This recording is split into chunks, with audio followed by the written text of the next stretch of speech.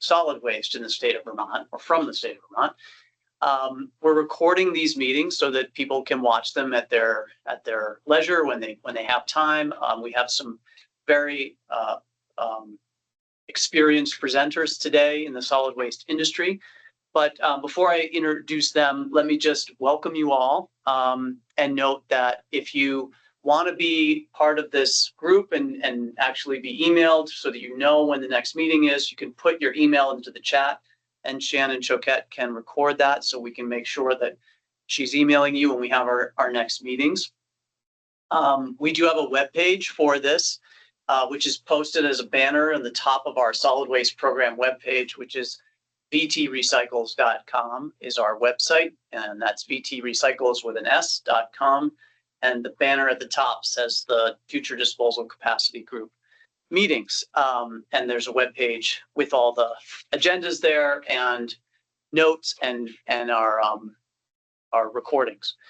So the agency is hosting a series of public discussions around the state's future solid waste disposal needs.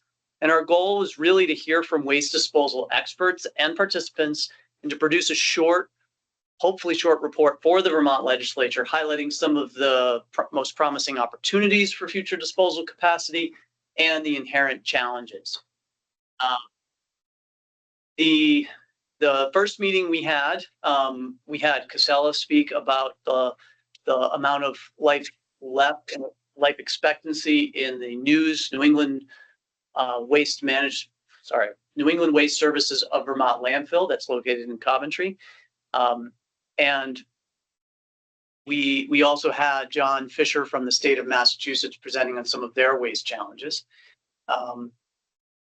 Today, we are going to have Steve Poggi, probably I'm mispronouncing that, Steve, I apologize, from Waste Management speak about their view of the Northeast, greater waste challenges in the Northeast and opportunities there. And then Erik Street from EcoMaine is going to present on their model and what they've been doing in the state of Maine. We'll have actually, I think, a good amount of time for discussion and questions, and hopefully these speakers generate a lot of interest from you all. And I guess before we go to our speakers, I wanted to make a reminder that we are recording it. We do take basic meeting notes and then post those. And if people do have ideas for other speakers, you can email Shannon Choquette. Shannon, you can put your email in the chat if folks want, but she's also on this invitation. And some of the staff that are working with me on this process are Anne Bajor from our program, who's waving, and Dennis Beckert, who's also here remotely. And then we have many staff from our program here listening today because there's such an interest in what we're learning from speakers around the region. I will, before I go to the speakers, just mention that we all produce waste. We all have a collective responsibility to manage it appropriately. And that's kind of the tone at which I come to this conversation and discussion. With that, I'm actually going to welcome our first speaker, Steve Poggi from Waste Management. Steve, if you'll turn on your camera. And I think we could either you could share your screen, Steve. I think it should be pretty easy, or we might be able to do your slides for you. Yeah, let me call it up here, Josh. Hang on a sec. Yeah. Let me know when you can see this. I don't think we have Steve's slides. We have Eric's. Okay, yeah, we can see it, Steve. It's good. Okay. Okay, so you guys can hear me okay?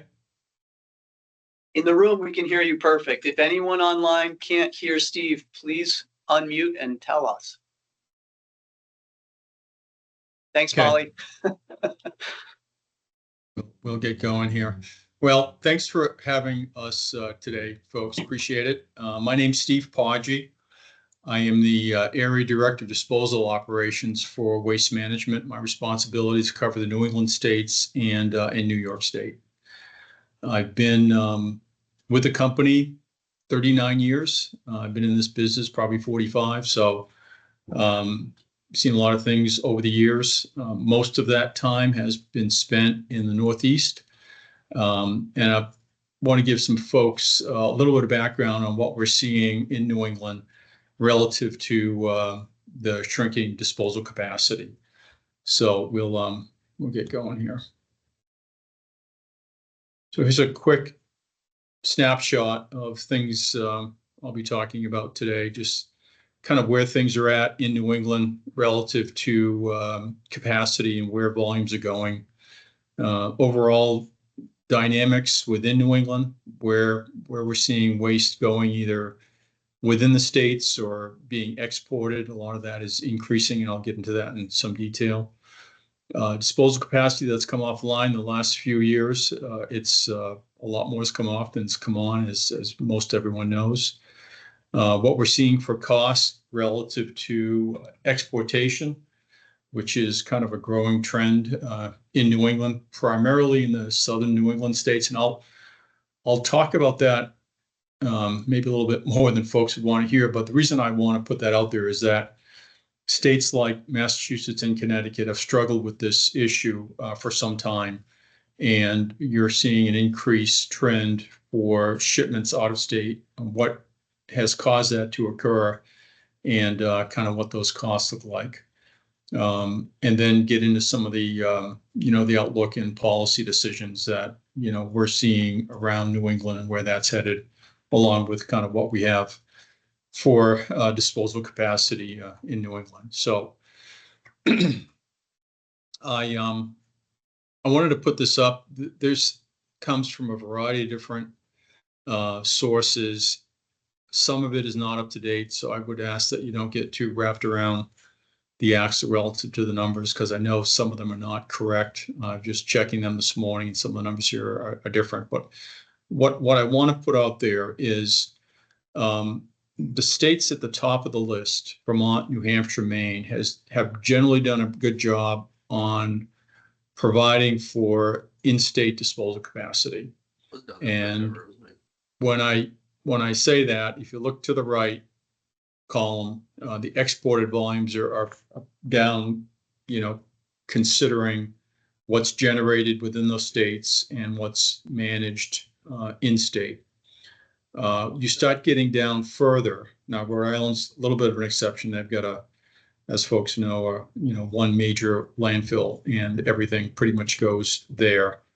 But the states of Massachusetts and Connecticut, there's an awful lot of export going on. And I circle Massachusetts because that's just MSW.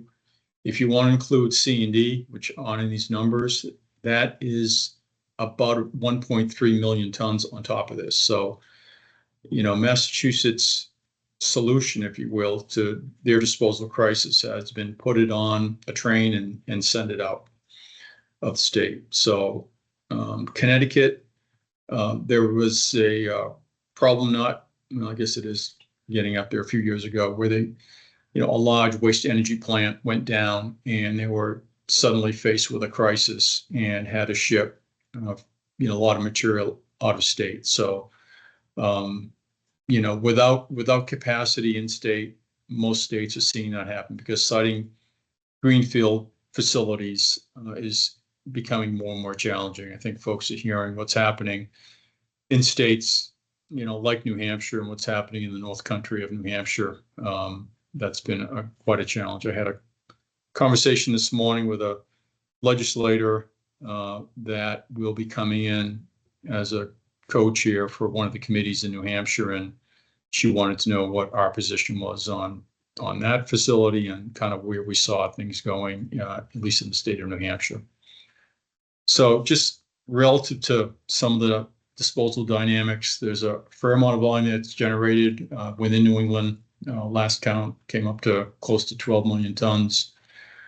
Their last count, about 15 solid waste facilities, 12 waste to energy facilities. Most of those sites are at capacity. There's a little bit of capacity here and there, but not real significant when you look at the grand scheme of things. And about half of the landfills were commercially operated facilities like Coventry, like Turnkey, Juniper Ridge in Maine, and the other ones of the 15 were smaller and more, I won't say isolated, but defined customer base, if you will, serving those facilities. So the option to take additional volume into those smaller sites is somewhat limited. I looked at going back about 10 years, a little bit more than that. The New England region has lost about 40% of its disposal capacity. Most of that is in, landfill disposal capacity, and that's a pretty significant chunk. I know that in the role I'm in currently, I've been in this role for about 14 years, and I've closed more sites than I've opened. And the ones that we've opened or expanded really were just extensions or expansions, if you will, of existing facilities that we had already in operation. If you look at Massachusetts, that state lost nearly 2 million tons a year disposal capacity as of a few years back, and we've closed a couple of landfills since then. They're mostly smaller.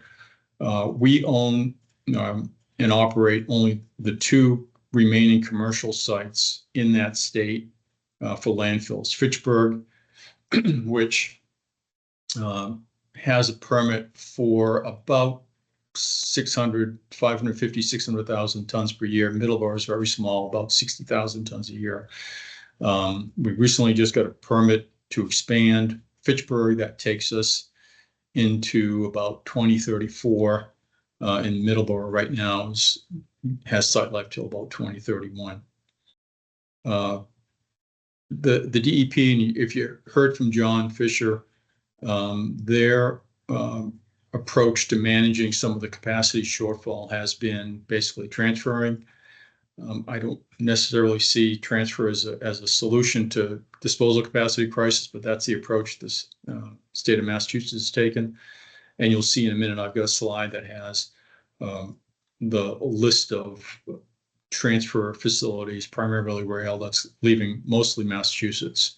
And it's pretty significant and continues to grow. That volume that's leaving is going to states like Ohio, Indiana, Alabama, Virginia, and New York State. We, as a company, doesn't really affect what happens in Vermont, but we're moving about 7,000 tons a day outside of New York City on rail from a number of different transfer stations that we've got a long-term contract with the city of Department of Sanitation, the city of New York. And we're basically managing the waste that's between us and Republic. Republic's hauling it to our waste energy plant up near Niagara Falls, and we're sending volumes to 2 of our Virginia landfills in Virginia, obviously, and then one in kind of western central New York, the Hiagris facility. Those are rail served, but we move a significant amount of volume there every day. And I can tell you, there's calls every morning at 8 o'clock, and and almost without fail, there's some challenge that comes up overnight for some reason. Either CSX has an issue with a rail line, there's problems with cars or whatnot. So it can be done, but it doesn't come without challenges, not only on the location where the volume's coming from, but en route and also on the receiving end of things. So that disposal capacity, and we're talking primarily MSW here, but it's also impacting the ability of sites to manage things such as impacted soils, which we've seen quite a bit come out of the greater Boston area with a lot of development that's going on down there. I don't think Vermont sees much of that. I know that Coventry does take asbestos impacted soils up there, but not a lot of contaminated soils. To my knowledge, is going up there currently. So here's kind of a snapshot of some of the sites that have come offline over the last 13 years, about 3.1 million tons of capacity. Many of them are smaller landfills. I've got the Hartford, Connecticut waste energy plant down near the bottom here in that first table to the right that I mentioned. But there's a number of other sites that have also, closed or are no longer operating. And Taunton, I'm going from the bottom up on that second table up near the top. Taunton Chicopee, Barry, Granby have all been sites that I've been involved in closing, and we could not expand those. They just were not physically, capacity, land area, the roads, development, streams, rivers, whatnot that could not be expanded. So those came offline. I guess more concern long term, and this is not necessarily in New England, but a lot of these are New York. Most of them are New York. The reason I put that up there is that the volume is starting to go to New York, coming out of New England. So there's going to be a ripple effect. What happens when some of these sites begin to close? Some of these numbers, Ontario County is operated by Casella. It's a county-owned facility. That's a significant site that will be coming off in 2028. Seneca Meadows, Waste Connections, that continues to be expanded, but based on what I'm hearing, that site will likely not continue to operate, much beyond 27. So, and some of these other sites here are, likely closing. I know Niagara Falls is closing here in a couple of years. So, that's additional volume that's coming off from a capacity standpoint. And we're seeing more and more, transportation outside of the region, and no greenfield or no new sites being cited. Here's a list here. I won't go through this in detail, but here's a list here of the sites primarily in Massachusetts. There's one, I think, Rhode Island that is on the list here, but most of these are all in the state of Massachusetts, operated by a number of different entities. Most of them are operating, some are permitted, some have not been operated, but you're looking at nearly over 4 million tons permanent capacity a year. Now, these are not running at capacity in all cases, but a lot of them are approaching that on some of these. Devon's is a good example. Devon's Republic is hauling out of Devon's down to Arrowhead, which is in Alabama. And they're going to different places. Another one here, this one location, we've got some sites that are going out to Indiana. I did not put the location of the state where they're going to, but they do vary depending on who's operating and what kind of arrangements. MSW and C&Ds are primarily I shouldn't say primarily, a lot of these were initiated with C&D being the major driver in Massachusetts. Mass DEP has not allowed C&D to be disposed of in a landfill and requires processing and recycling. A number of these locations are just that, and then the residuals are being moved out to some other location. So there's a real trend, as you can see here, where volumes are leaving the state of Massachusetts on rail. So what's the cost of this? One of the things that is significant here is that, the out-of-state laws on the receiving end of things will dictate the ability for that volume to continue to flow out of state and being received. For what it's worth, I was on a call some years ago, it's maybe 3-4 years ago now, with Ohio EPA. In New England, everyone's concerned about out-of-state waste coming into the states where there's disposal capacity, and a lot of that has to do, I think, with the limited capacity that's available in the states where it does exist, and wanting to try to keep that capacity available for residents of the state. And one thing I'll just speak to that, at the turnkey facility in Rochester, New Hampshire, where I'm actually at today, we've made a commitment to the state of New Hampshire to keep that site operating through its permanent life for any New Hampshire waste generated that needs, an outlet. So that's one of the reasons why we've made that commitment, is that was a concern that the state had, that we would fill this up with out-of-state waste. So we've actually got an ability, the state has the ability in our permit to regulate flow beyond what's currently already in the permit, and on an annual basis report not only what we took in, what airspace was consumed, what remaining airspace is available, and what kind of site life that equates to. So, but receiving facilities and states will likely impact down the road, the ability for waste to be exported from New England. A lot of money's been put into getting these facilities up and going and moving a significant amount of rail outside of the area. We have 3 communities here only because I know the numbers based on bids that were opened and received. But you can see here, these again in Massachusetts, Boston, Winchester, Milton, where disposal costs have gone up, a third to 50% over what was there in these cases that is being railed outside of the state. So there's a cost associated with that. One of the things I just outlined here is that, from a greenhouse gas standpoint, CO2 emissions are, driven by moving material. Obviously by rail, it's less so, but not all materials leaving New England by rail. A fair amount of it, nearly like 40%, nearly 50% of it is trucked out. I was driving out to New York to one of our sites, and I saw a flatbed with large MSW bales on it, and it was going to Ohio. I knew the trucker, and I'm thinking that's a long way to go with a flatbed with MSW and bales. But that's what's happening today. And then no margin for error. And what I mean by that is, it's in event of a natural disaster, it's one thing for the state of Vermont or the state of New Hampshire to give, the larger facilities kind of a 1 month or 2 month exception where there's a hurricane that comes through or some significant situation where you need to move a lot more material. And we had floods a couple of years in a row here in Vermont.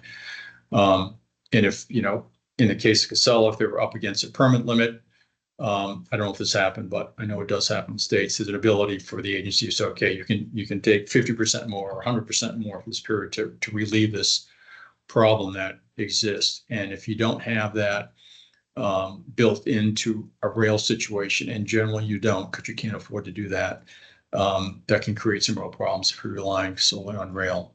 So that's something to just keep in mind.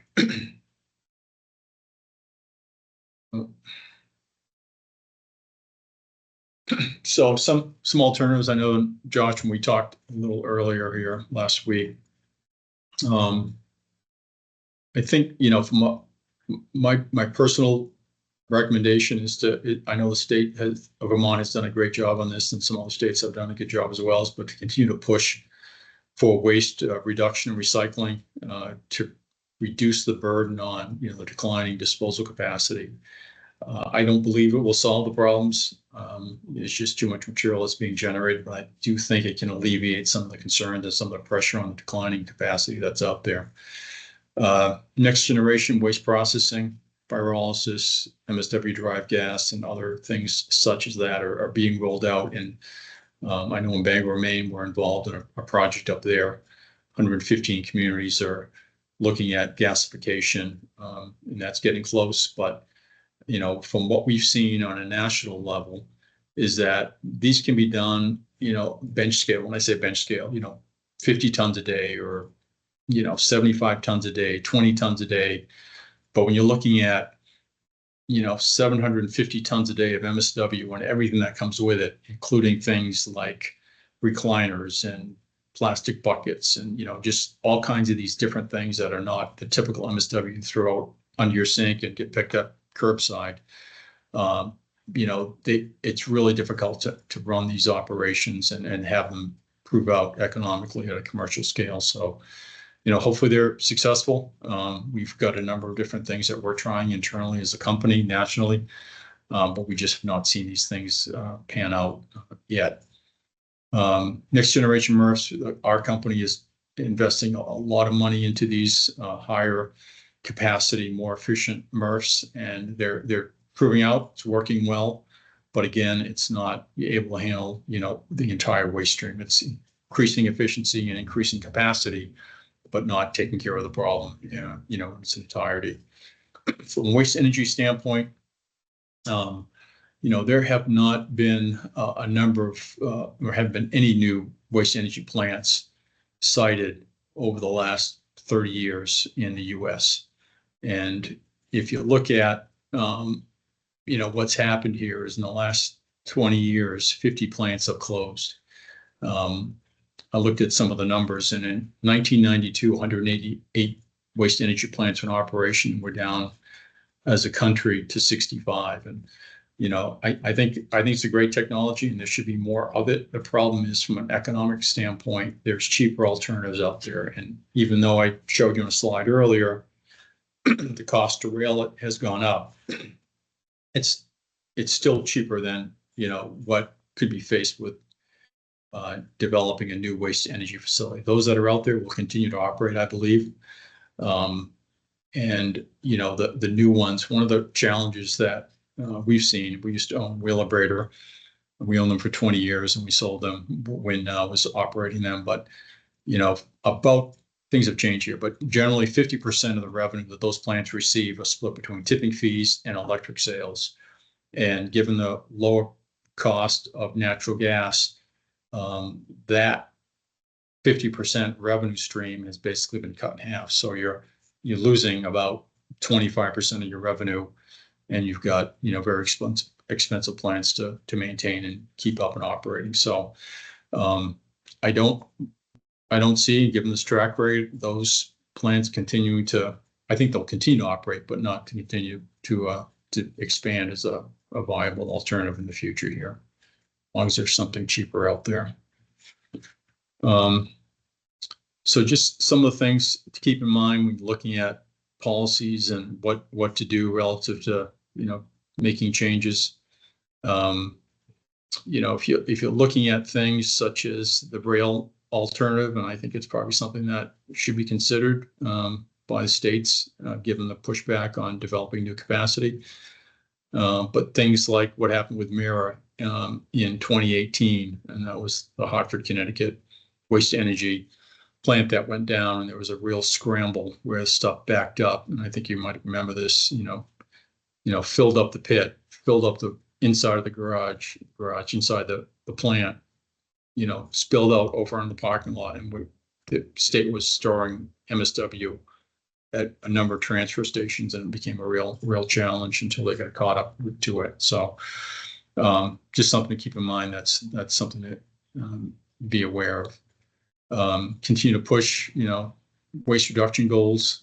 They have struggled to meet some of the expectations.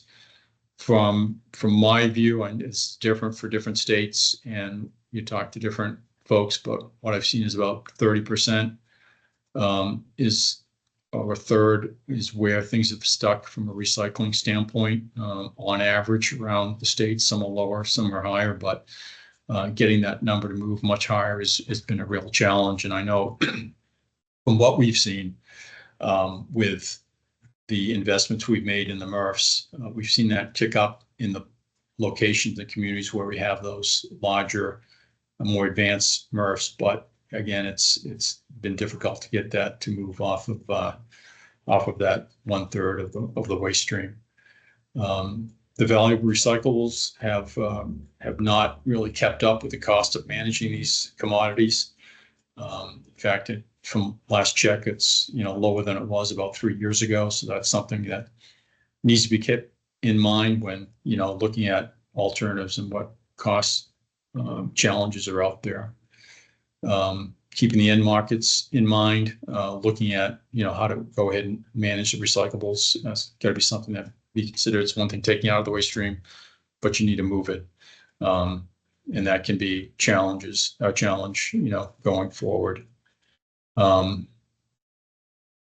I wanted to just kind of tee up a couple things here. I think this is close to my last slide, but the New England region's a small area, and the states are interconnected from a commerce standpoint. I know folks want to be independent. I grew up in New Hampshire my entire life, and we want to kind of be able to do things on our own, but you really need to look at states sharing and assisting each other in the small area that we're in here. Tourism's a big part of what happens in states like Vermont, New Hampshire, Maine. I know there's a lot of New Hampshire residents that drive to Massachusetts every day to work and they come back. There's a lot of Massachusetts residents that, come into our state and Vermont. When I say our state, I'm in New Hampshire, and Vermont.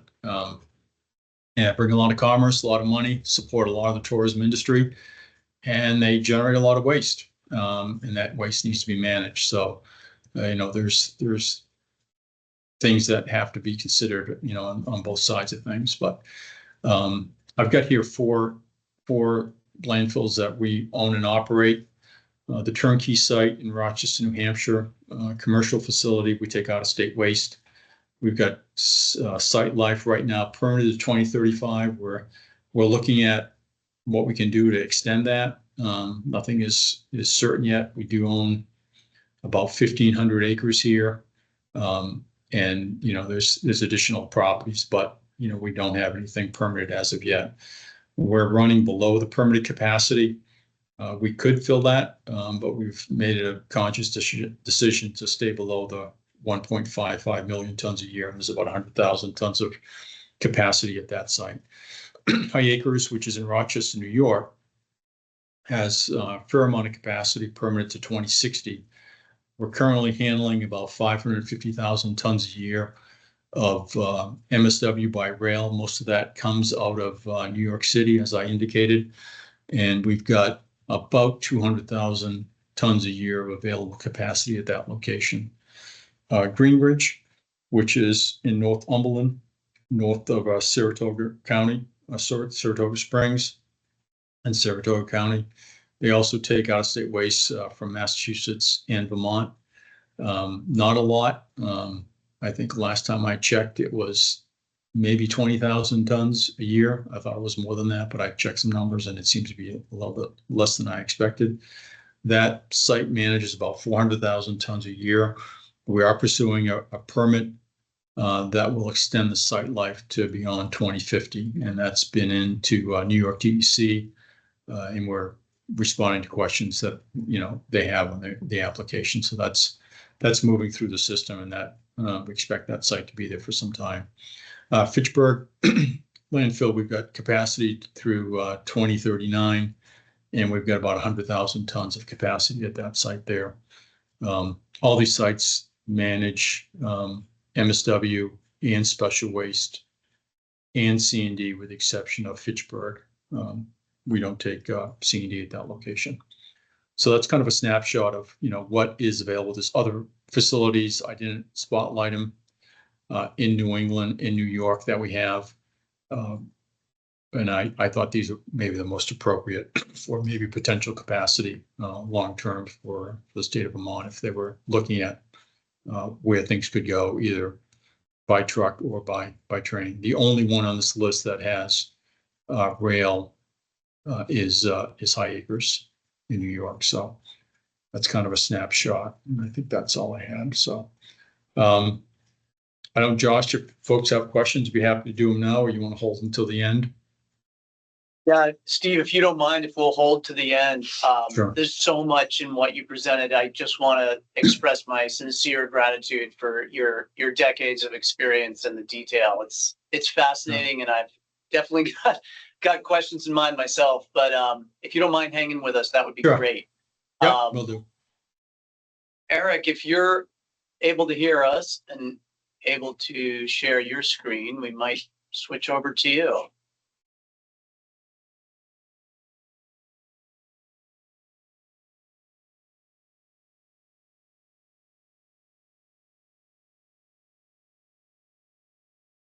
Hi folks, you able to see that, Josh? Yeah, that's perfect. We can hear you great too. Okay, well, great. Well, first off, Josh, thank you very much. My name is Erik Street. I'm the recycling facility director here at EcoMaine. This is a brand new position for me. So I'll start with that. Kevin asked me to fill in today. He got called away, so I'm going to do my best to put across what he wanted to accomplish with these slides.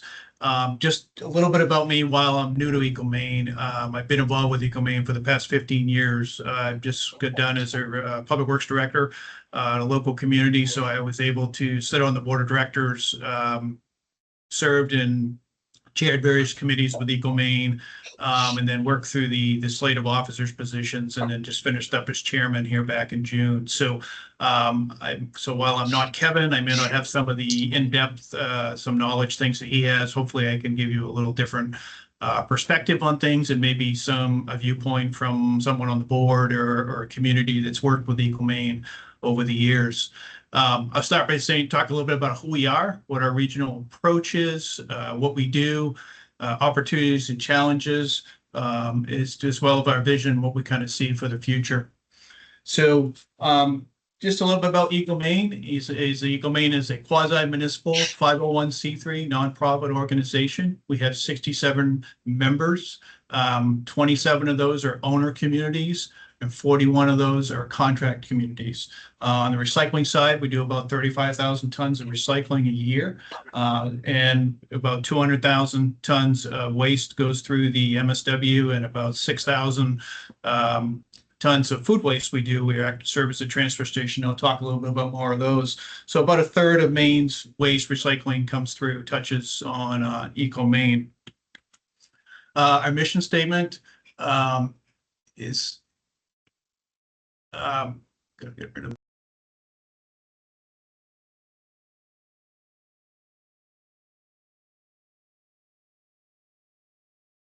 I think you just hit the wrong button. Yeah. Sorry, folks. We'll see if Erik can rejoin. Having done that myself once, it's embarrassing and just happened. So we'll just hang for a second. You have his phone number, should we call it just in case? I don't think I do. I'll look.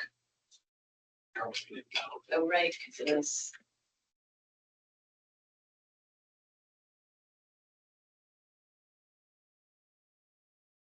You can message him in Teams. Hopefully he's not continuing to talk. I think he's presenting. Yeah, I guess we can try and message him. We've all been there. Yeah, he's out of the organization now, and so it's not like he's connected to. Like once you're out, it's not gonna. Yeah, I'll email him. Yeah.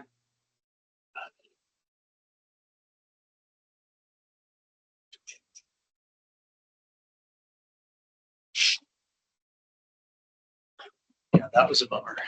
Sorry. Hopefully we can get him to rejoin. I'm going to try and join myself. And message in Teams.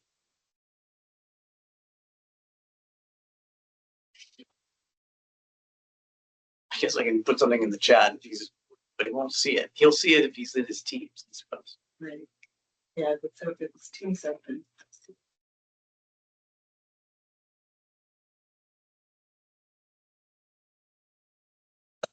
Sent to everybody, but it's worth a shot.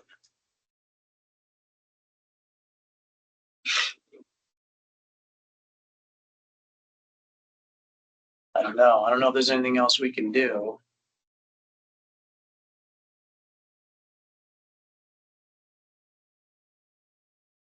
Does anybody have his phone number? I don't. I was communicating with one of the Kevin? Denise Mungeon. Yeah, Denise is the, she runs the office up there. If you can reach out to Denise, she can walk in and reach out to him. Yeah, let me see if I have a phone number for Denise. Right. See one in that.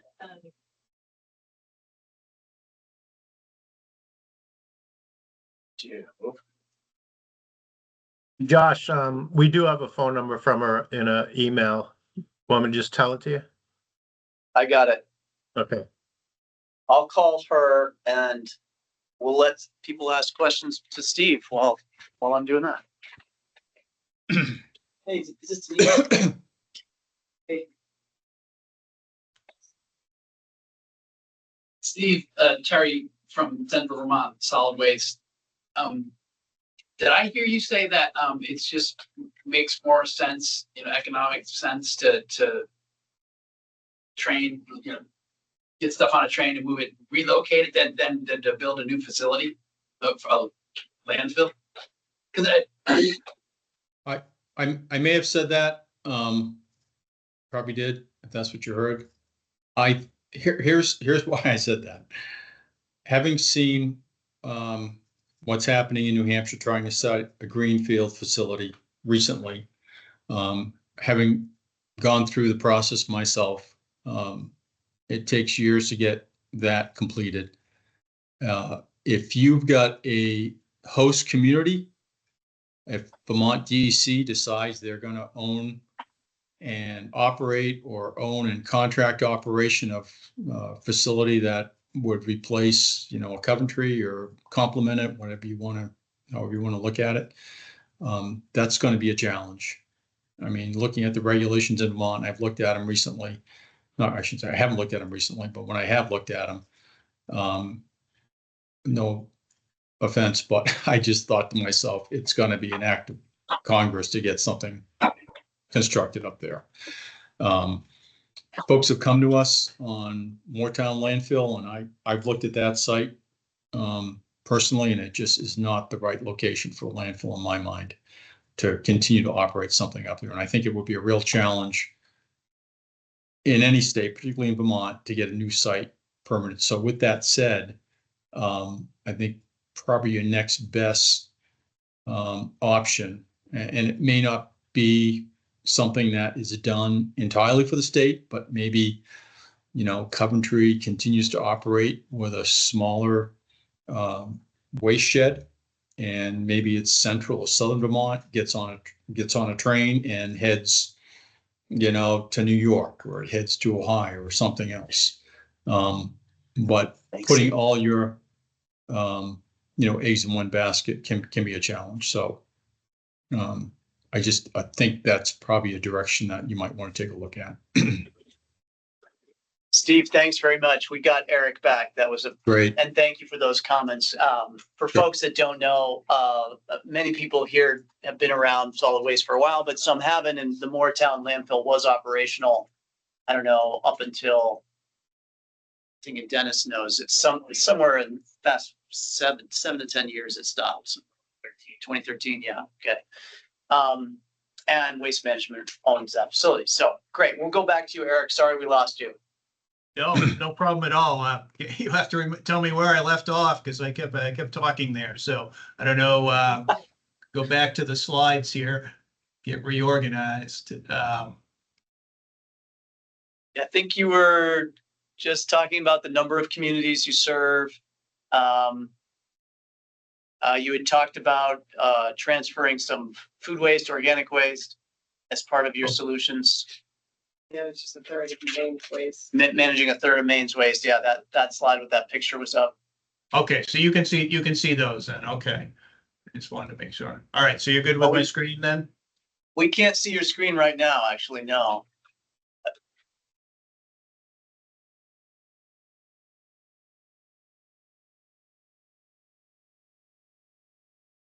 We do have his slides, Yeah. so we could shoot. Okay.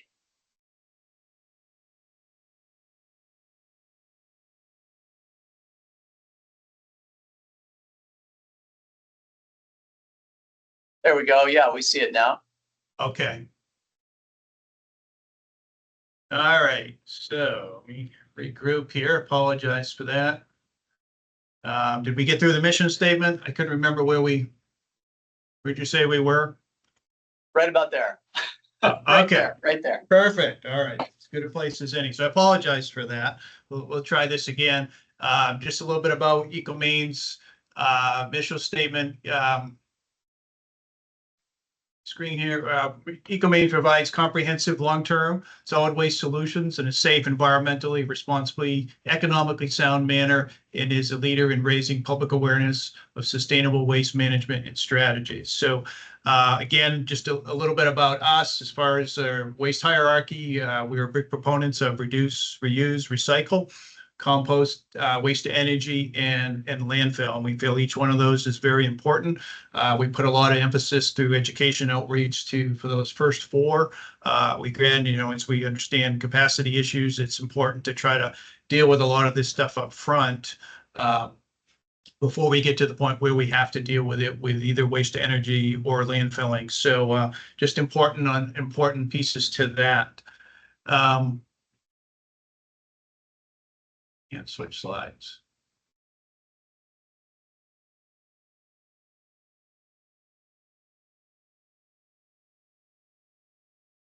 Great. Just a little bit about our regional approach. As you can see, we're kind of speckled all over the map here in the state. We have a lot of coastal communities, kind of mid-state communities and so forth. What that allows for is really kind of a diverse group of folks here that come to the table. We have both large and small communities. We feel that's, you know, a real benefit. We have a very diverse board of directors. So we have 32 members on our board of directors. So that, you know, I think it can be a handful to manage, but it actually works quite well. Brings a lot of different ideas and thoughts to the table. The other thing is a regional approach. It gives us the opportunity for economy of scale. So a lot of these communities, smaller ones, they can't, you know, couldn't do things on their own or have that. They have the ability to now leverage a much larger economy there to help with these things out. So it's that, and also it promotes long-term solutions. So with municipal control. So the other piece of this is that communities that come in, they can be part of something. They have a seat at the table in how their waste is managed. So we feel that's a big plus too. And there's also greater potential for collaboration. So one of the things we often see with these communities come together at the table, they discuss their ideas, whether it's waste hauler licenses or, you know, coordination of contracts when contracts or haul contracts end, so they can work together to try to combine efforts and just kind of really have a better sense of what's going on around them, and then they can react accordingly to that. And then also collective legislative voice. So EcoMaine can serve as that voice for these communities. They can weigh in, they can show us, tell us what's on their minds, what they're wrestling with, what are their problems or things, and then we can serve as an advocate for that with our work with the state lawmakers and so forth to provide comment and other issues, you know, that we can address that way. EcoMaine is growing. So, and just to give you a little snapshot, in the last 20 years, we've grown from 21 municipalities to a total of 68. With that, a couple of different parts to the growth. One is making sure we can handle the capacity that comes with that. So we have investment in a new transfer station a new recycling facility that I'll talk a little bit more about. But as part of that is also being flexible with our communities and providing them options. So one of the things that we've worked hard to do is provide a buy-in option for communities. So if it works and the community wants to be part of that, they want to have some security for a long-term outlook for where their waste is going to go and have some say in that. We provided an option for a community to buy in. And they can do that over time so that they can, you know, it makes it possible instead of just one large upfront payment. We've structured it a little differently. So it's been appealing. We have 6 new communities that have bought into EcoMaine, and we also have a couple of new contract communities. So, you know, again, it's giving communities choices, but it's also providing some obviously stability for EcoMaine as well. The more we can stabilize those contracts, those long-term contracts, and then we can provide some stabilization for the communities, it's kind of a win-win there. So, but we're working hard to provide options and to make sure our members have what they need. Just a little bit about EcoMaine and what we do. We have 3 facilities. We have a waste to energy facility that was opened in 1988. So it's been in operation for a while. We do about 200,000 tons of waste through that facility a year. It generates about 100,000 watts of electricity, powers the 3 facilities that we have, as well as we have a small EV fleet, and it's enough to generate enough power for about 15,000 homes annually. In addition to that, we have a 75 acre landfill for ash landfill. We're very blessed to have it less than a couple miles down the road from our waste to energy plant. So that's pretty unique to have that inside the great area of Portland, to have that as an advantage. So we don't have a lot of trucking for our material, and we have waste reduction from burning. So we're able to really leverage that space and use it wisely. We do about 20,000 tons of ash per year goes into that space. And then in addition to that, we have a recycling facility, and that came online back in 1990 and then was retrofitted in 2006 to handle when we went to single sort. So again, we're about 20 years old and we're in the process right now of going to be constructing a new facility to handle the additional material and also better handle the material coming in so we can do better sorts. And then finally, EcoMaine also serves as a transfer station for food waste. We partnered with a company called AgriCycle Energy out of Exeter, Maine. So we have mostly commercial accounts that come in to the facility, gets transferred to a larger truck, and then is hauled to AgriCycle Energy. That's a whole slideshow in itself. They have a big dairy farm. They get into the digester business to deal with their dairy cow waste, and then it grew into food waste and one digester to two digesters. So it's quite a story in itself. But we partner with them and our food waste. So we're doing about 6,000 tons of food waste gets diverted up through that program as well and takes it out of the waste stream. Obviously, outreach is a big part of what we do. We have a whole team of educators and project managers, and we have a communications director that works very hard to get this message out. Again, the first four rungs of the hierarchy, reduce, recycle. We want to try to get material out to the public as best we can. So we do a lot with area communities with their transfer stations. We go into the communities, maybe a library meeting or a community meeting. We do virtual tours of our facility. We do a lot of stuff with the schools, with games, and we do waste audits as well. And one of the big things, it's a couple different things we do is we have Eco Excellence Awards. So we recognize businesses or private groups within our EcoMaine communities for their efforts in sustainability and for waste management, recycling. And we also have a school program where we have $30,000 that's set aside for grants, and a school can get up to $5,000 depending on their project that advances waste reduction, sustainability practices, and so forth. So that's a great program, but it's really trying to get out there into the communities and provide what they want. The last thing, one thing that we're pretty proud of is EcoMaine has the Recyclopedia. So it's actually an app you can download. And if you have a question about what you can recycle, where and so forth, you can actually go on and plug that in and it'll tell you whether or not it's recyclable. So that's just a few of the things we do with the outreach piece. A couple things EcoMaine's really excited about and we take a lot of pride in is our certifications. So we have ISO 14001, which is for environmental excellence. We work very hard to maintain that. And we also have ISO 45000, which is safety certification. So these covers the 3 facilities. It's just another security, if you will, or it gives our member and owner communities the confidence to know that EcoMaine is, very good members want to promote environmentally sound practices, and we also want to make sure that our workers are safe. So this is something we really value here at EcoMaine. Some of the challenges in the waste energy field in our recycling facilities, obviously, fires is a big one that's been on the front burner for, no pun intended, for a while now. And the lithium-ion batteries are very challenging for us. A few years ago, EcoMaine made a pretty good investment in a water cannon. This is just a photo of that.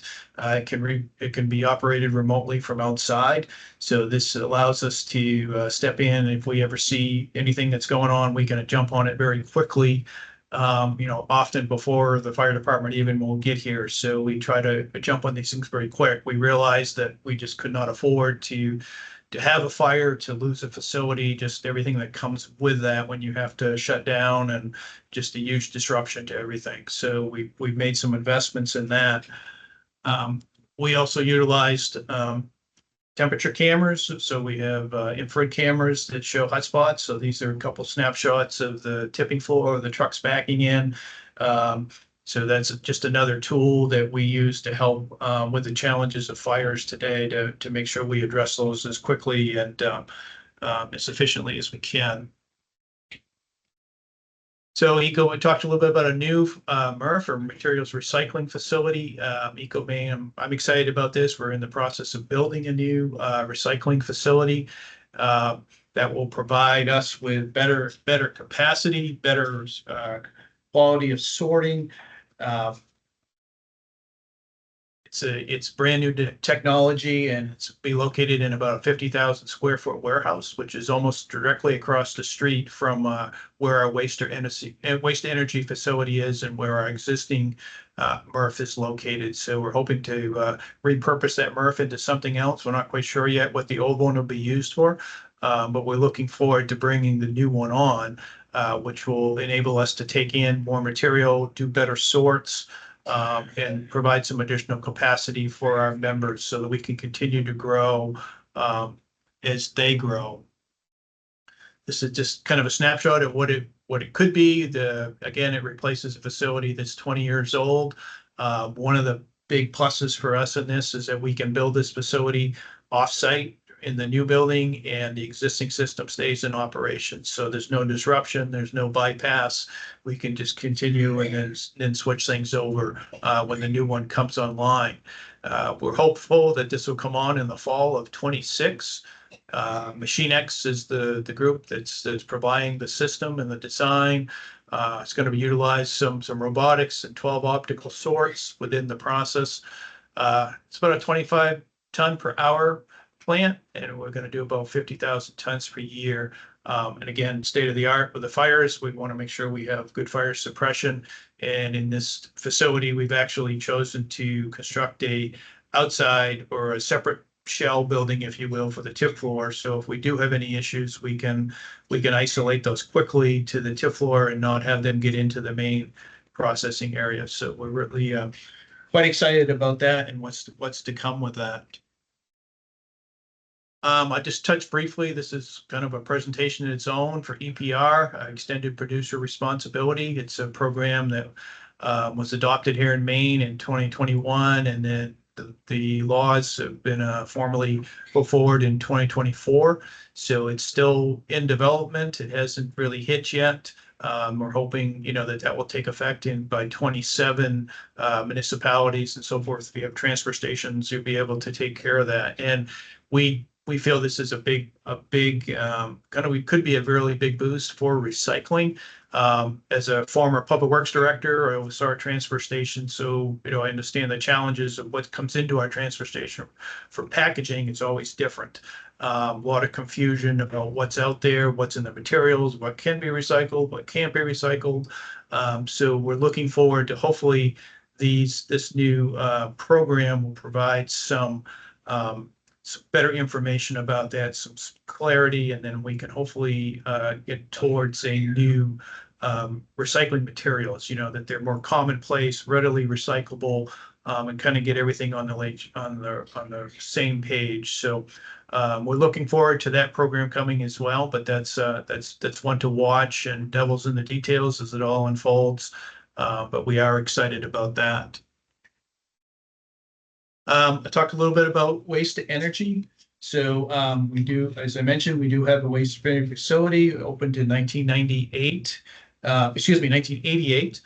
It was originally called Regional Waste Systems. Was rebranded at a later date.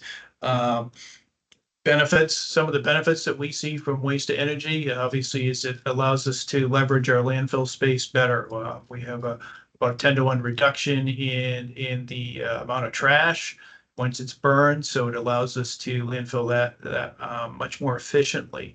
One of the benefits we also see is our landfill is located just a couple miles from the city of Portland, so we have a very short transportation haul from our facility down to the actual landfill. We don't have to rely on large transportation hauls and so forth, and that so it helps control our cost on it. And one thing we have done in the past too is the landfill can be mined again. So we've actually had companies come in the past. They've gone after metals, And we've been able to gain some additional landfill space and a revenue from the materials that they have mined. So that's been a plus too. Waste has been stabilized, and then also lower emissions for methane have been greatly reduced by waste to energy.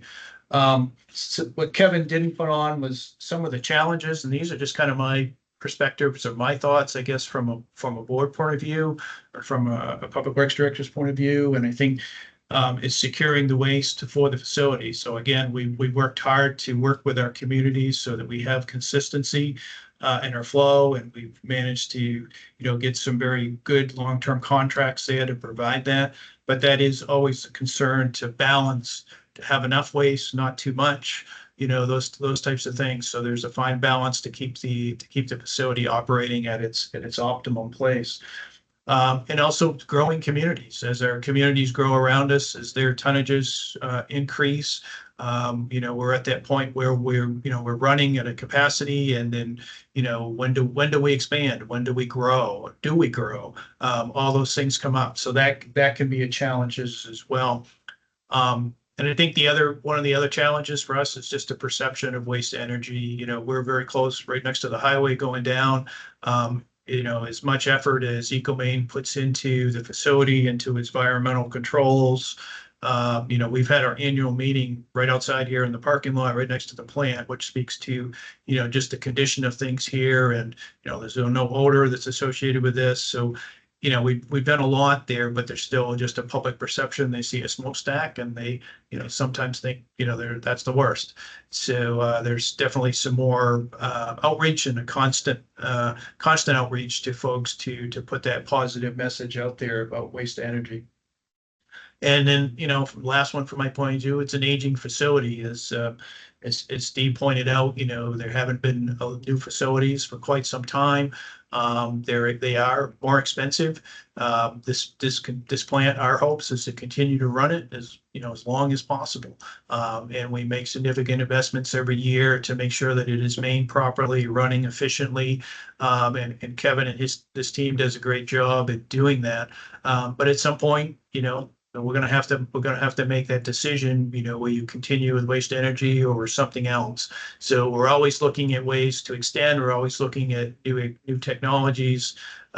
This new MRF recovery, we'll try to make more capacity on the recycling end of things so that we can put the things in that really need to be burned as part of that. Kevin also added a little blip on the bottom here about flow control, and we have flow control ordinances. There's about 20 of our 68 communities have those in their ordinance, in the licensing structure, but not enforced. So we really kind of strive more for competitive rates to bring it in. I can speak for Yarmouth. In our licensing structure where I worked as a director, we had requirements that their residential waste and recycling came to EcoMaine, but we also covered the tip fee, so it really didn't make sense for a hauler to do anything different. But there is no actual flow control other than individual and so forth to kind of police that, self-policing to do it. So just wanted to touch quickly on that. Just a little bit about a waste characterization study. So this, has to do with food waste. State just recently did this, and determined we're about 43% organics. It's coming in our waste stream, and as a waste energy facility, you can imagine we don't really want that. It doesn't burn well, wet waste. So, our goals is to try to get that out. Maine has a number of different ways. It's been wrestling through that. A lot of low hanging fruit. There's a lot of small operators that are picking up curbside, the garbage to gardens. There's, we compost it, folks that will pick up. They will pick up at your curb, drop off, compost if you want that back. And then we also have, speckling of transfer stations across the state. Yarmouth had a collection point where the residents could bring it in. And then other communities also have drop-off locations where you can take it, and they may contract with another hauler to actually pick it up and manage it from there. And then there's the commercial side of it too, where there's some bigger folks that are picking up on the, restaurants and then shopping centers and things like that. So, you know, there's some work that's been done on it, but we think there's a lot more that can be done, and there's a lot of opportunities coming for this. So one of the things we kind of look at, and what we've kind of toyed around with, and we've gone to see some different places that do this.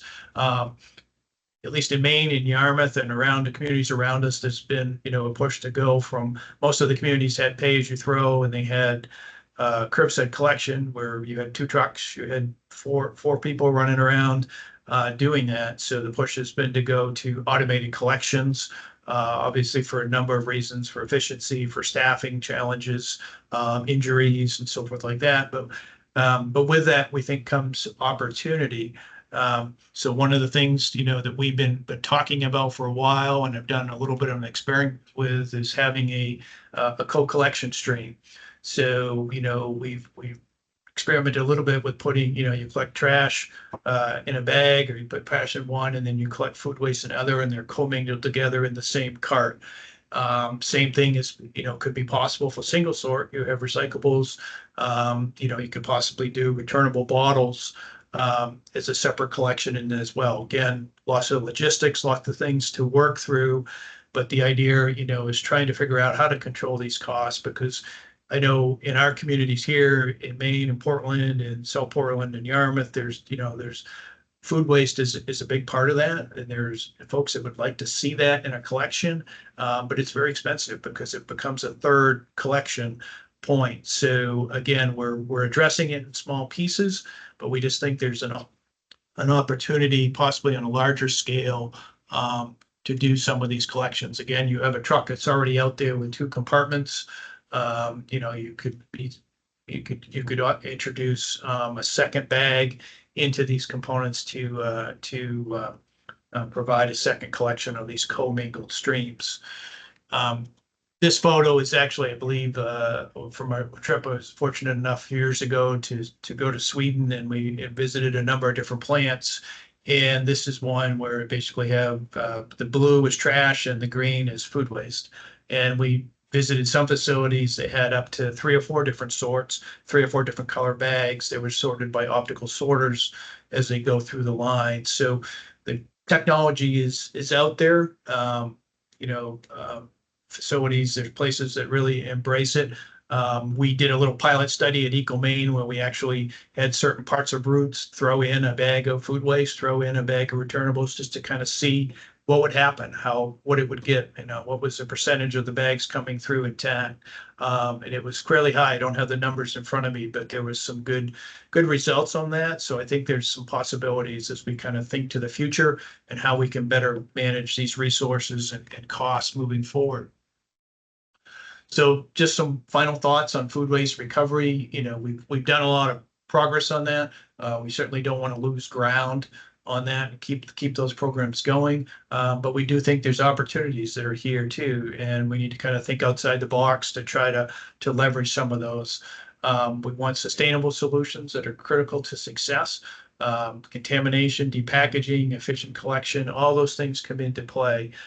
We want to make it easy for folks. If it's not easy, if it's not consistent messaging, if they get confused, or, you know, it's just different everywhere you go, then, you know, those are some of the hurdles to these programs.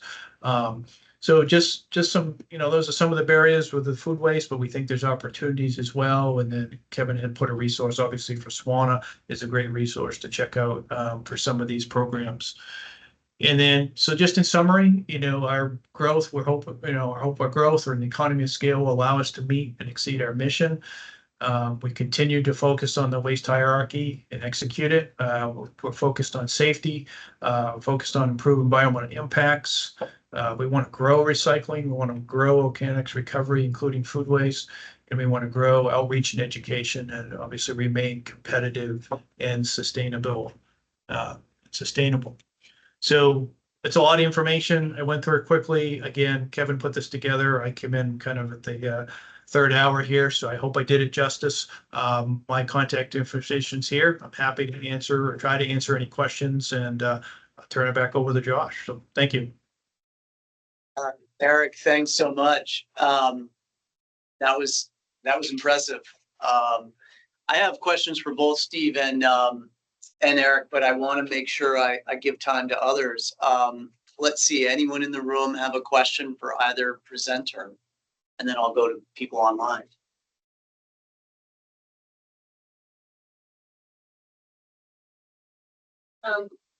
Yeah, go ahead. So, Eric, I was wondering if you could talk a little bit about the different levels of community involvement and how that structure got started. I know there was a little bit of information on your slide, but curious like about the joiner agreement with the owners.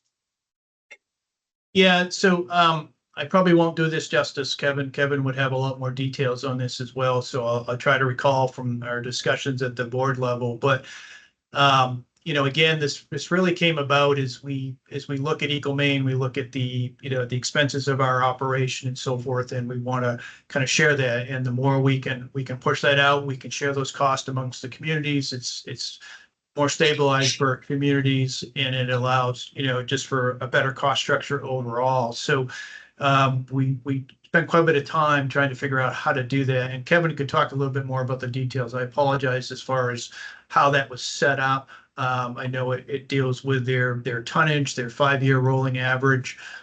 Some of the things coming into this that we recognized was that there's no interest that's part of this. So as they're buying in, there's no additional interest on top of what their payments are. So we wanted to make it doable. It was we realized that it provided some stability and was a good option, but at the same time, if it was too expensive, they just wouldn't be able to do it. So we were pleasantly surprised that as many communities did jump on that as possible. And again, the advantages were just to provide some stability to those communities. They didn't, once they were in, they're in. And it benefits the membership overall because we're now able to distribute our costs, distribute our risk, and just a bigger pool. And it helps us leverage those things better. So I'm not sure I'm answering all your questions there, but I'm happy to, if you have particular ones, I'm happy to shoot me an email offline and I'll try to get better answers for you there.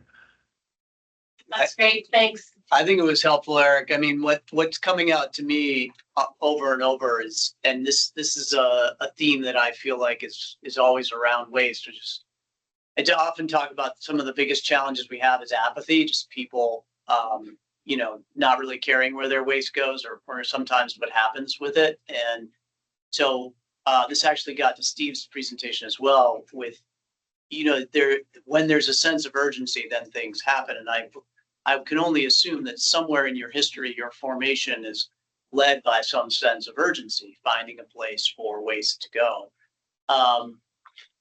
If anyone has a question online, feel free to raise your hand. That way we can see you. I can also see the participants as well. Holly, yeah, go ahead.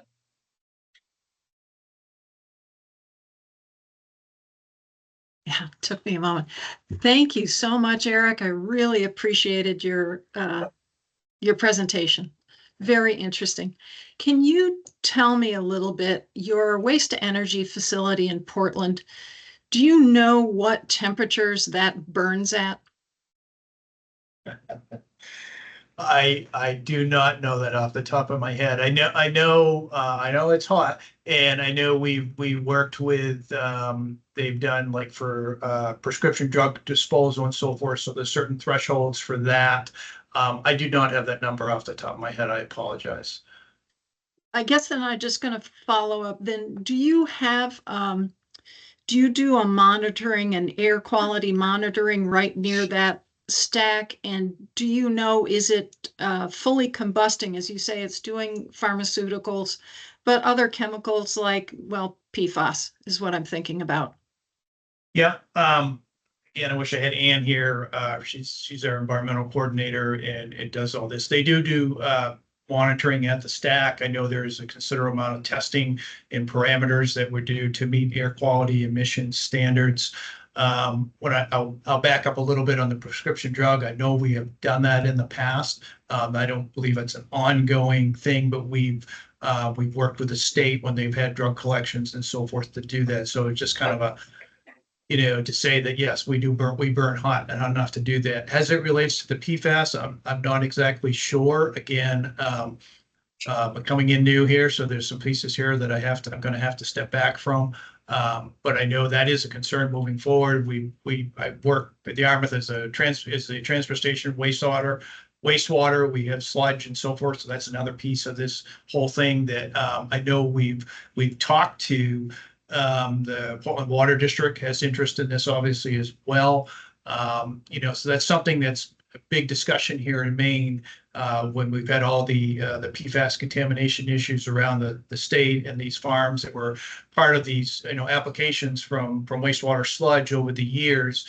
And now that just kind of went away. And in Yarmouth, my old community, was caught in that as well and had to find out a different way to handle that. So I know there's some technology on the horizon. There's obviously comes with some cost.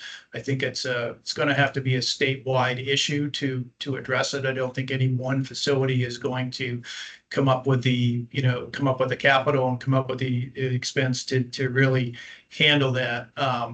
But we've had discussions with Portland Water District, kind of dreaming of a site that could be here centrally located, that our communities or Portland Water District could bring that sludge to. It could go through that process where it is burnt, and it provides that ash byproduct at the end. The name escapes me, but through that process, and then that actual ash can be landfilled. So I believe there's that technology that exists, but it is, it's out there a little ways, and I think it's going to be a challenge to move forward. And again, I think it's going to have to be a state-driven thing to really provide some relief for our communities around here. Thank you very much. And we're looking to Maine. Maine is doing wonderful things. Thank you. Thanks, Polly. Thanks, Eric. We'll go to Peggy unless we have another question in the room. Go ahead, Peggy.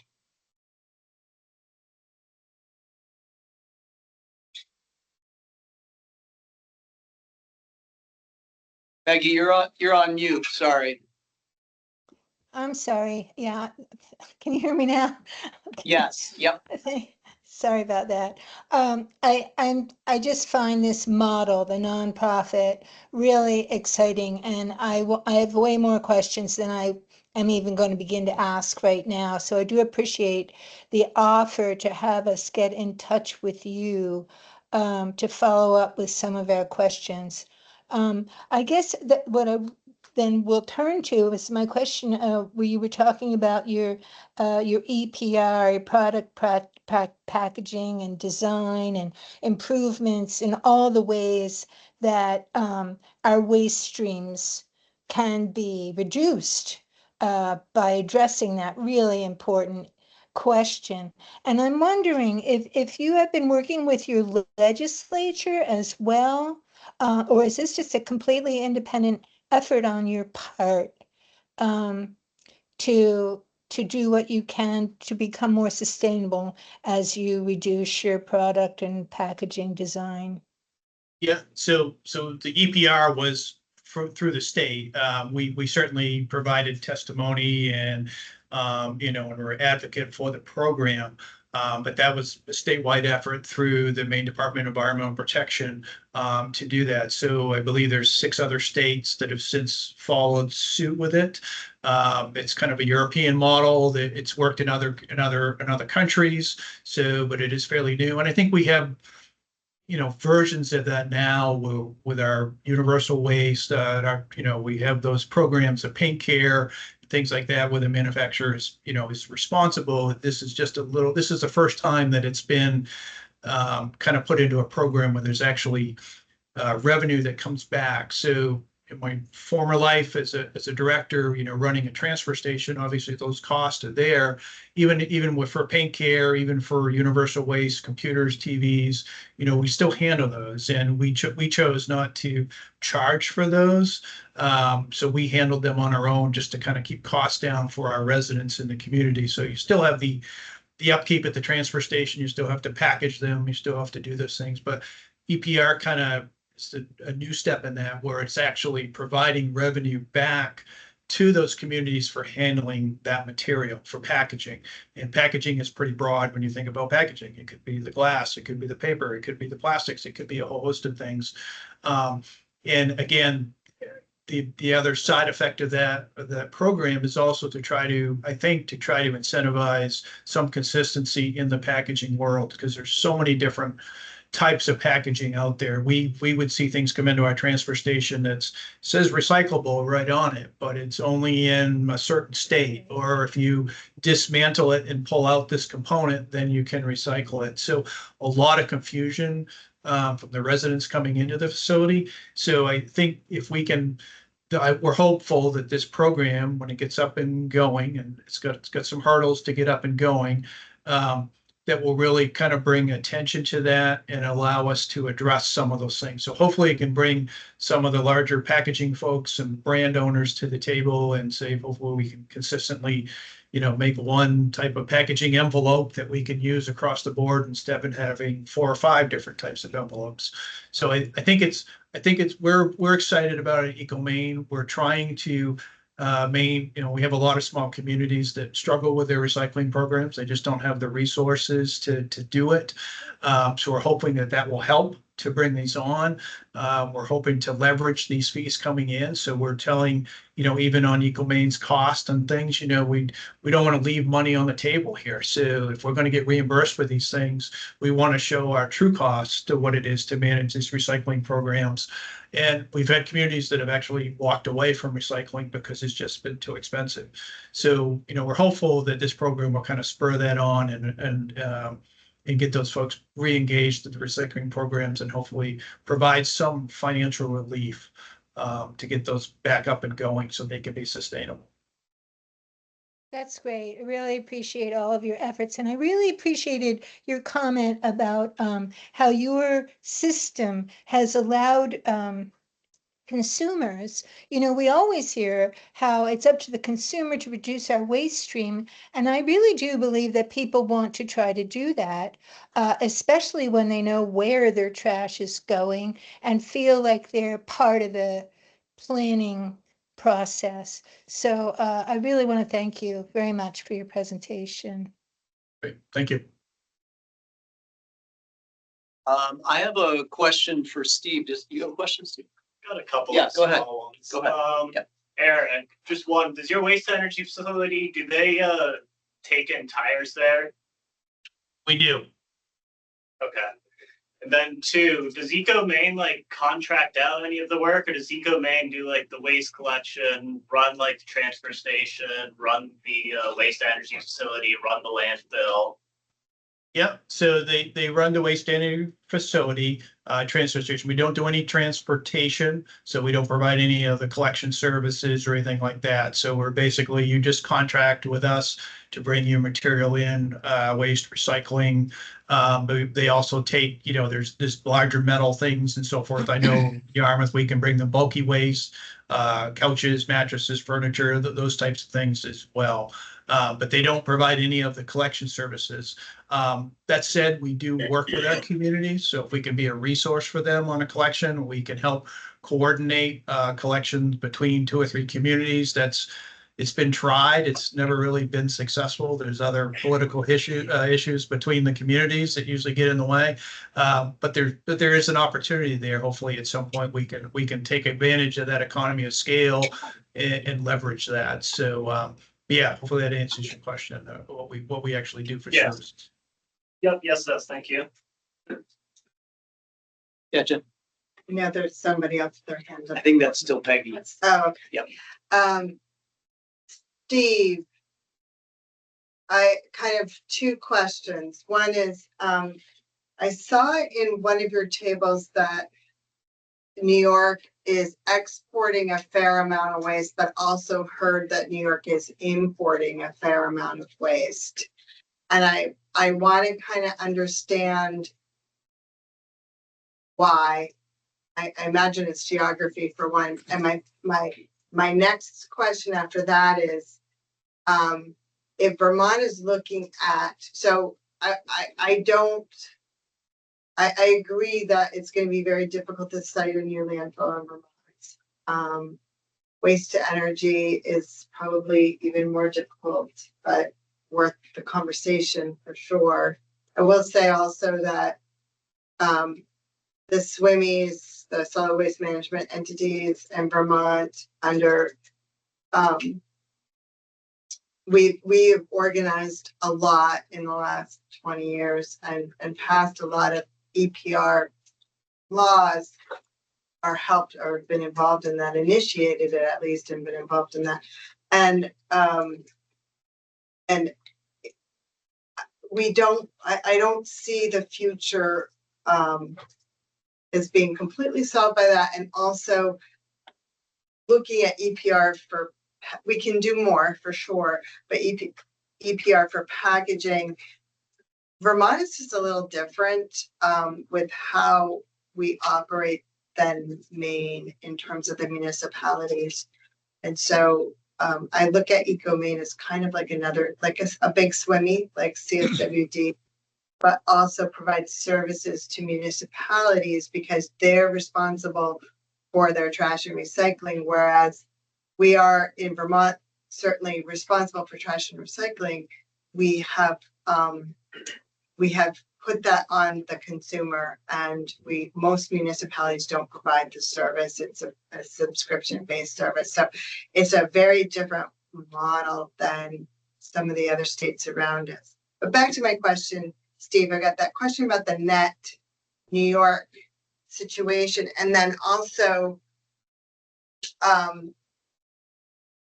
what does it look like when we do run out of landfill space in Coventry, if it's 15 to 20 years from now? What do you think the landscape is going to look like exporting waste? When I read publications, waste publications, I'm seeing that some of these states like Ohio and others are kind of thinking like, we might not want to be taking all this waste. So I feel like, we're in the very early discussions, but we might be in like, we don't really have the options that are out there today when it comes time for us trying to figure this out in 15, 20 years. So those are two really different questions, but I wanted to get them up and think. Oh, and they're valid questions. Your first one on New York importing and exporting, why? It really depends on who has the contract to manage a municipality or a transfer station's waste stream.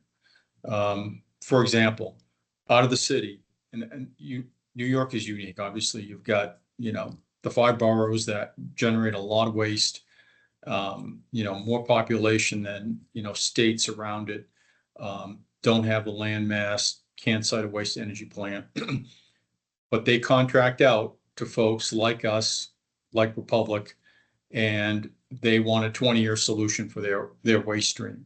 So the private entity, in our case, Waste Management, comes in and offers a solution for certain transfer stations within the city. And we developed and we spent a lot of money, hundreds of millions of dollars, to develop rail infrastructure, transfer stations, and have worked with the Department of Sanitation to, show what's available for disposal outlets. We have 2 rail serve facilities in Virginia. State of Virginia is okay with it. We had to get approval from the state of Virginia to take the material down there. The city of New York wanted an in-state solution for the very reason that you talked about on out-of-state pushback. And that's one of the reasons why we send about a third of the 7,000 tons a day we manage out of the city to the High Acres facility in Rochester, New York. That's rail serve. That was built to support the Department of Sanitation contract. So it really is going to depend on what the contract is with the municipality, where they've got outlets for that material to go. The flip side, you've got other facilities like Waste Connections on the Seneca Meadows facility, the largest one that was on that list that I showed. They're a private entity. They can take out of state waste. They're taking in material from other states. Massachusetts is a fair contributor to that location. So, it's not like, the state has their arms around everything and controls everything that comes into that state. It really is going to depend on what the disposal facilities, what they're located and what abilities they have to manage that material.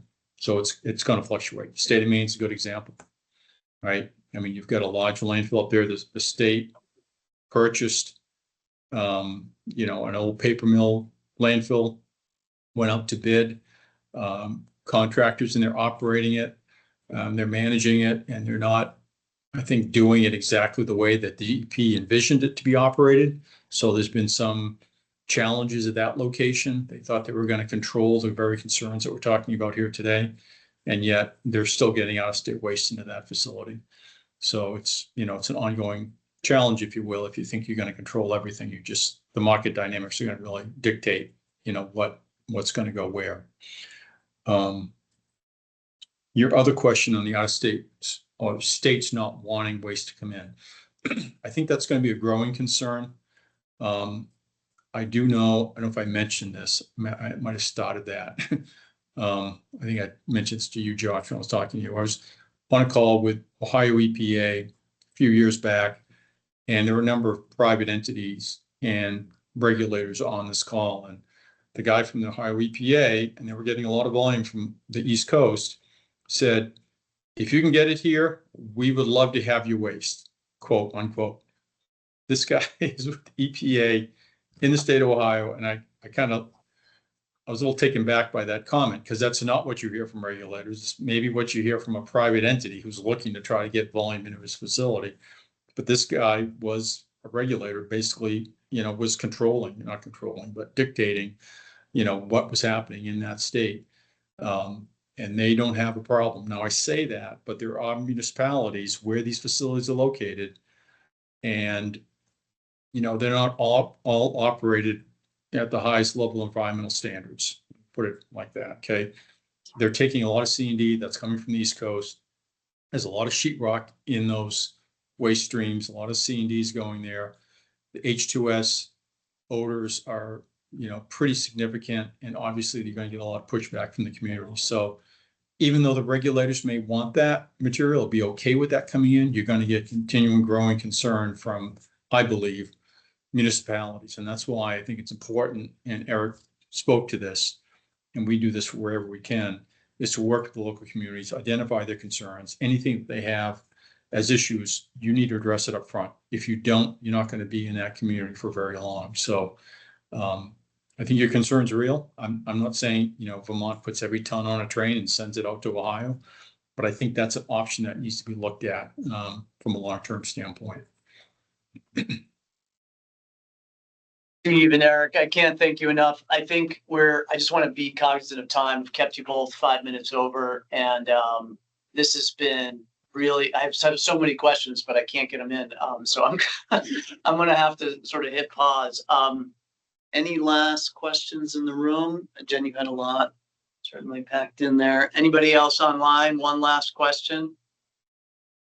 Don't see any hands right now. Can we make it a super quick answer? So Eric, hypothetically, if you guys wanted to open up a new landfill in Maine, would the permitting process be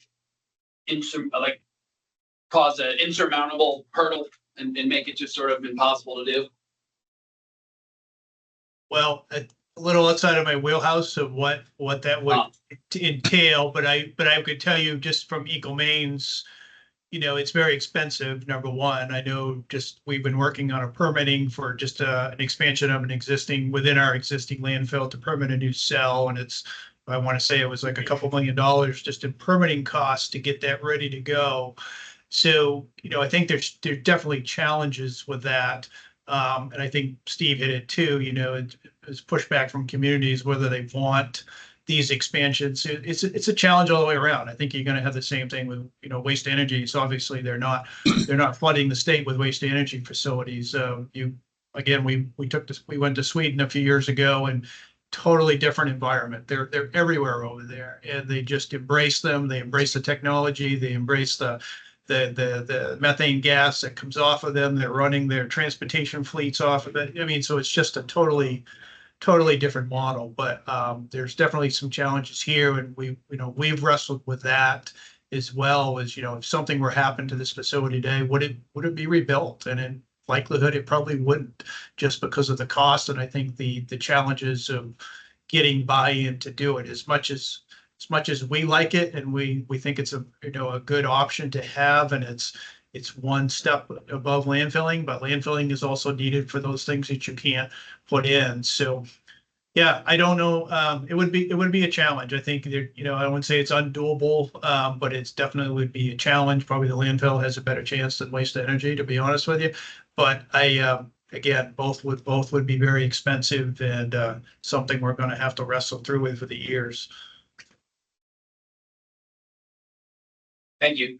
Yeah, I just a little foreshadowing, and let me just acknowledge what Kim Bolduc put in the chat. Thank you, Kim. Bolduc does metal recycling, runs a scrap salvage yard here in the state of Vermont, and is talking about recreational vehicles. One of my favorite when we have illegal dumping situations, we end up with old campers.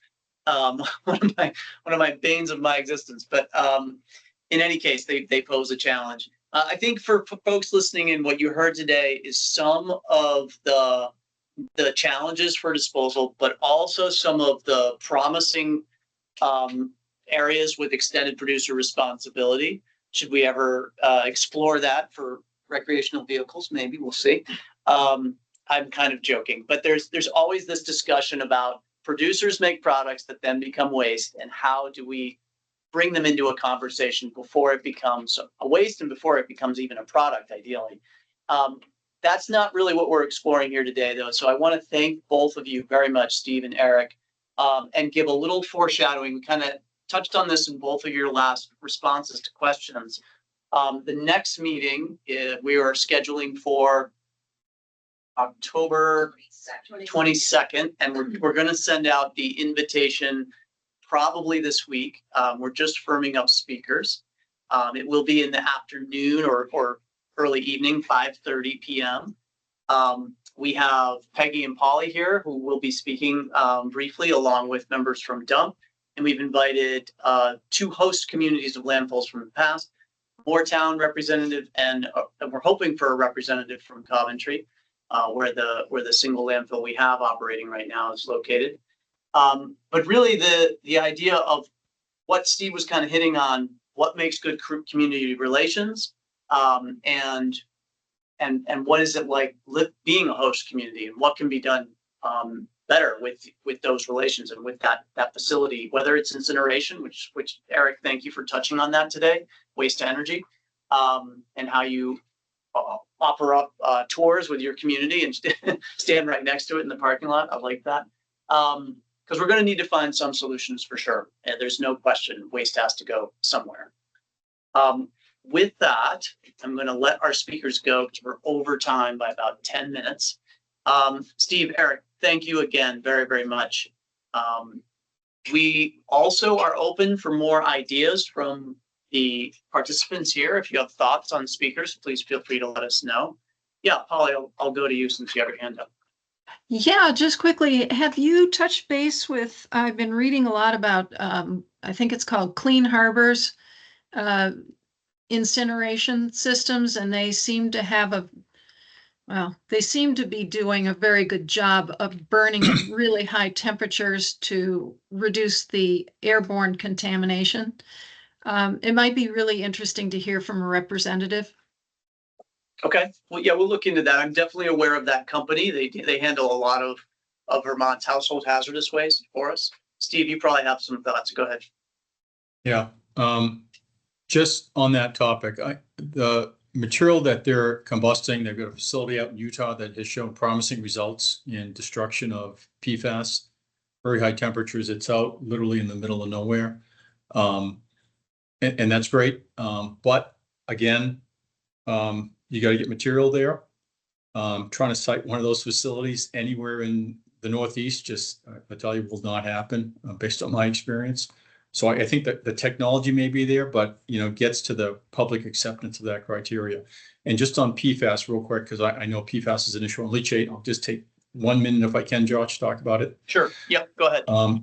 The Turnkey facility in New Hampshire, it's a large facility. We're handling about 1,400,000 tons a year. We generate about 40 million gallons of leachate a year, quite a bit. We have direct discharge into the sewer system.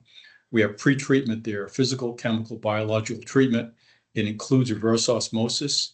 that was put in for UV treatment. And we're getting about 99% destruction or removal, I should say, of PFAS with that. We also have an ion exchange system that we just built this year that further treats to remove PFAS. So what's going out to the POTW for further treatment prior to discharge has all the PFAS removed of it. And that's an advanced wastewater system. It's not required right now, but my feeling was those regulations are coming and we do not want to be shut off. So we went ahead and spent that plants. We're looking at close to $40 million now that we spent to build that plant. At another facility in Maine, and Eric may know this, Crossroads facility, we don't have a pretreatment facility there, but we are now treating with foam fractionation to remove PFAS and having great results there. So, that's a different technology, so we can remove PFAS, and we want to be assured that we can dispose of leachate and not have PFAS be a limiting factor. So that's something that needs to be looked at from a landfill disposal standpoint, I believe. Yeah, thanks for that, Steve. We could have a whole hour long on PFAS alone, actually, very easily. It's really hard to unravel this in all the directions we can go. But sincere thanks for the time you've spent with us today. It's been really informative. Thanks to participants for joining us. And we'll be sending out meeting notes, posting the recording of this, as well as letting you know about future meetings. All right, I think that's it. Okay. Thanks, Steve. Thanks, Eric. Thank you. Really Thank you. appreciate it. Thank you. Thanks, everyone. Good luck.